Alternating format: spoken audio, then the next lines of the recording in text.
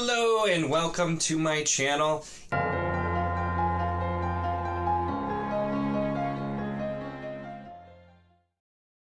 In this video, I am going to be talking about In the Shadow of Lightning by Brian McClellan, well known as the author of the Power Mage trilogy and the follow-up trilogy for that as well. And this is the first book in the Glass Immortals series, and I received an eARC of this. It was through NetGalley from the publisher, and so do want to mention that before. So I will preface this, which I have not read Powder Mage yet. I do intend to. I got the trilogy as a gift last Christmas, but I haven't gotten to it yet. And unfortunately, after reading this book, it has definitely dropped pretty far down on the TBR because I did not really care for this book a whole lot. Now, I will say, this book is not terrible by any means. It just really, unfortunately, felt incredibly mediocre. And for the life of me, I couldn't see anything but what feels like a really poorly done, unpolished, sloppy debut novel from an author who just really wasn't sure how they wanted to tell the story that they were trying to tell, really wasn't sure how to build characters, show emotion, and that's really what it felt like. And considering McClellan has published quite a few books, I don't really understand how this feels like this. And even though I haven't read his other books, you know, this book is really being pushed a lot, it's being advertised for a lot, and it sounds very interesting, the premise, and so I'm a little confused as to what happened here.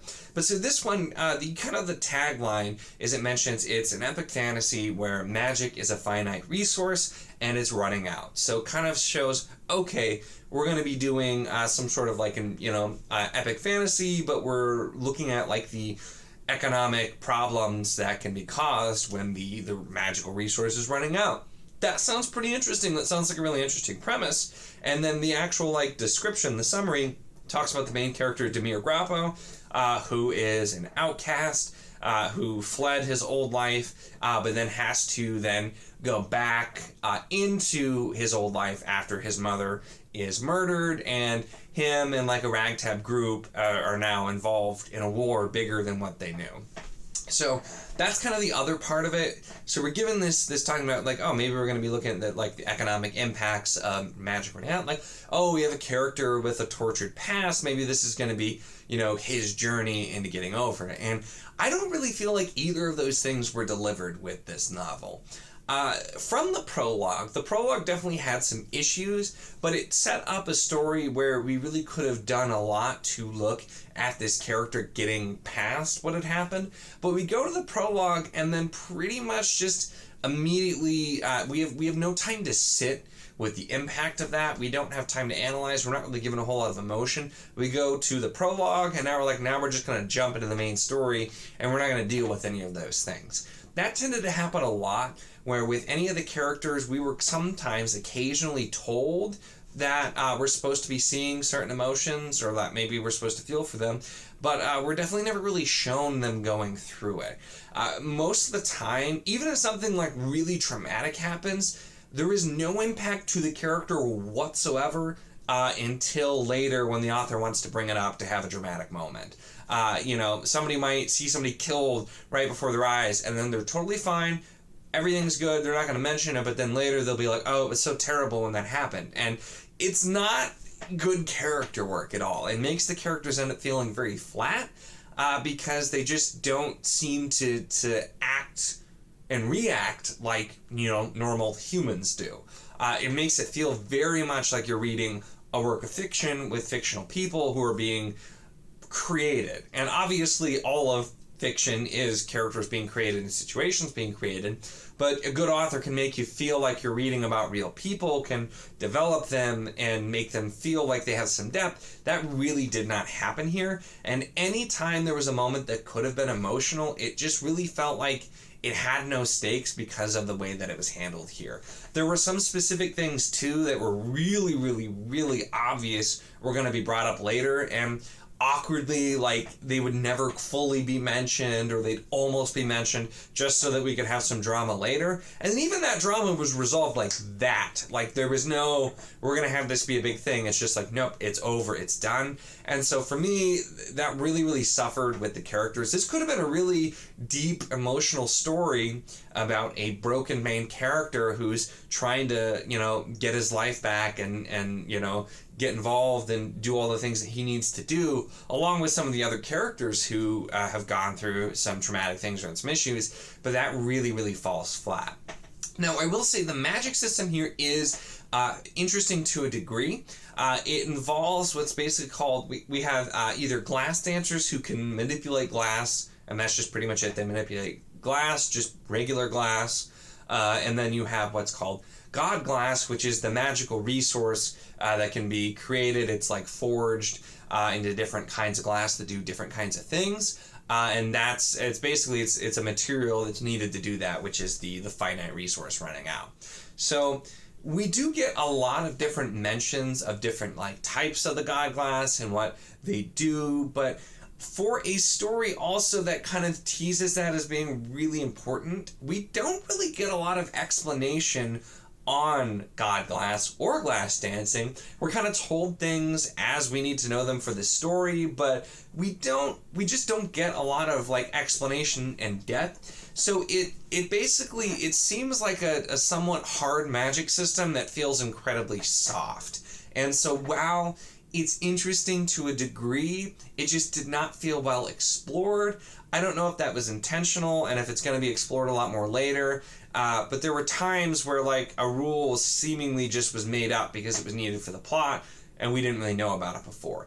And when we have a character who literally is one of the people who forge the God glass, I feel like that is a really easy way to say I'm going to explain a little bit more about how this works and what the effects are, but really we don't know a lot. And for it being such an everyday commonplace thing, I get it. You don't want to, do the big info dump. And I know some authors who use complex hard magic systems will get, critiqued for having a little bit too much information. But when it's such an important thing to the story and we really get very little explanation, that just made it feel a little bit weaker for me as well. For some of the positives, because I know I've been mostly talking negatives, I will say toward the end there were some really good, within the last 20% of the book, there were some really good action scenes, some that were really good, and some of the story being set up was interesting.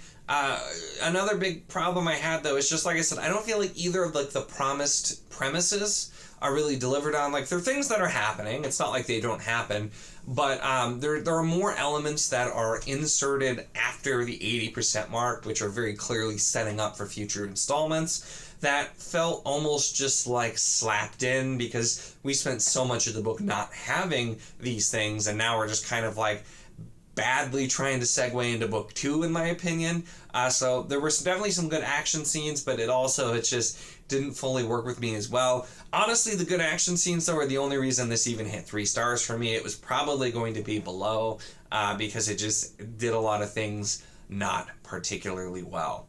The other issue too is that part of the main plot line is kind of this investigation into what happened to the murdered, or what happened to the mother of the main character who was murdered, and what's going on. And we're it's going to be this big type of conspiracy going on, and we get a lot of that, but so much of it was really predictable. And parts of it too were almost told to you by the author, which also I imagine that was probably intentional, but some things were almost revealed before they even started getting investigated. And so there really were not a lot of twists and turns here. There were certainly some things I think that were supposed to be twists and turns and surprises, but I found the whole book to be pretty predictable. It really didn't break any new ground or go anywhere you're not expecting. For the most part, it just... The only time it kind of did that, like I said, is when things were just kind of hastily thrown in to lead into the next book. I felt where it's okay, even that was sort of kind of being revealed, but just involved a lot of things kind of just happening versus really being explained. There are also a lot of things in here where it's not even quite miscommunication trope.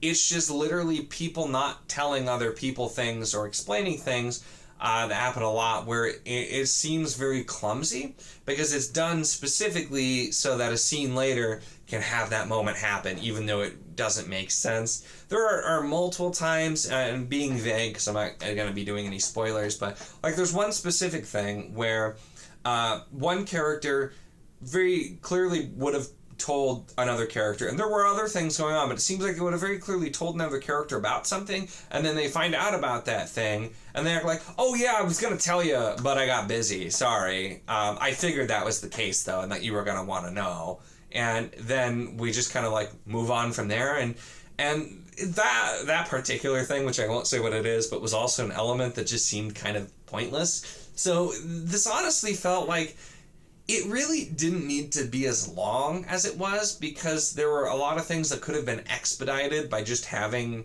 characters actually talk.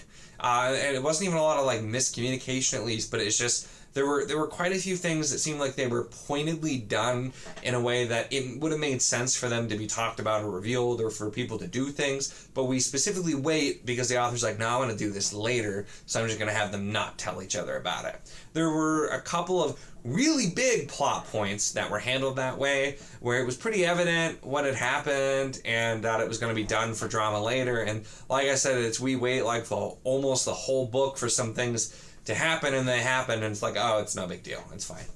And so it's just the tension really wasn't there. It just felt very orchestrated, and that's where, once again, this just really felt like I think there's a good story here to be told, but I can't get past that. It feels like Brian McClellan didn't know how to adequately tell this story. It just feels like this is like his first novel, and he has good ideas, but he's trying to throw in too many things, and he's not really sure how to make it work. And I know that's not the case, but every bit of me, especially since this is the first book I've read by him, this just so much feels like kind of a sloppy debut novel. And I really don't know how more changes weren't made to this by the publisher, or more feedback wasn't given, because this just...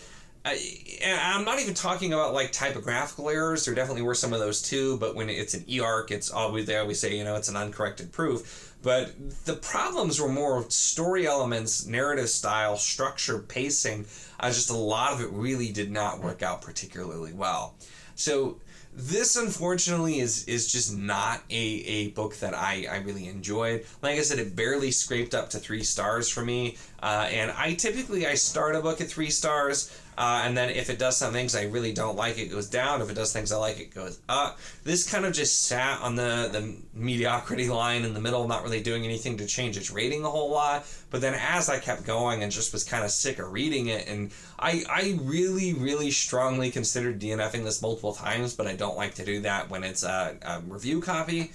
Even if it's an eARC, I still like to just finish them and give them a try. And I will say the ending does turn some things around, with some good action and with introducing more of what's going to come, but it was just too little too late for me.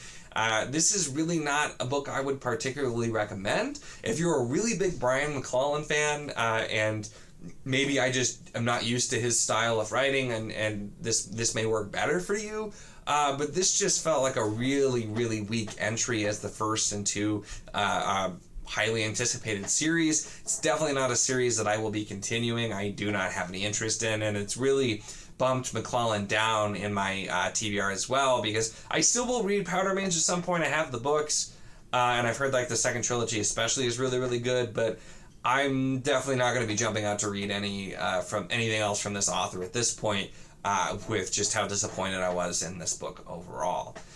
Those really were my thoughts on In the Shadow of Lightning by Brian McClellan, first book in the Glass Immortals series. Let me know your thoughts too, and this will be coming out, I think, shortly before the book is out as well. So if you see that you're watching this after actually reading the book, definitely let me know your thoughts if you agree or disagree. Like I said, I have not read any other McClellan, so I don't know if maybe I was just reacting to some things that are just kind of his style, anything like that, so I'd be interested to hear your thoughts on it. But this one, just really did not work out well for me. But so let me know your thoughts there. If you enjoyed this video, make sure to give it a like. Check the link in the description for the Wizardly Do It Discord if you want to chat books or other things, really anything at all. It is a lot of fun, and we would love to have you. Of course, if you enjoy my content, make sure to subscribe.